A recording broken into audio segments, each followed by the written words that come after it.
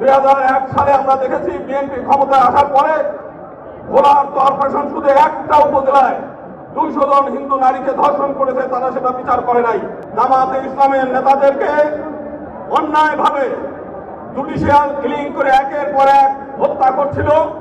সেই সময় এই সিংহ পুরুষ অদ্ভুত ভয় নিয়ে তিনি জামাত ইসলামের হাল ধরে সারা বাংলাদেশে জামাত ইসলামকে সুসংগঠিত করেছেন। আজকে আমাদের পক্ষ থেকে তাকে আমরা শ্রদ্ধা জানাই। একই সঙ্গে আমরা সংক্ষেপে যেটা বলতে চাই যে আমরা দীর্ঘদিন যাবৎ আওয়ামী লীগের কাছে রাজনৈতিক বন্দী হিসেবে আমরা ছিলাম। 1952 সালে যেদিন আওয়ামী লীগ গঠন হয়েছে সেই দিনই তারা হিন্দু সম্প্রদায়ের প্রতিনিধিত্ব অস্বীকার করে প্রতিনিধিত্বকে ধ্বংস করার জন্য উদ্দেশ্য নিয়েই তারা আওয়ামী লীগ গঠন হয়েছে। হিন্দু সম্প্রদায়ের কাছ থেকে প্রতারণা করেছে হিন্দু সম্প্রদায়কে। একই সঙ্গে আমরা আর একটা বৃহৎ দল দেখেছি যারা দীর্ঘদিন এই দেশে শাসন করেছে, তারা হিন্দু সম্প্রদায়কে প্রতারণা করেছে, নেগলেক্ট করেছে এবং ক্ষতিগ্রস্ত করেছে।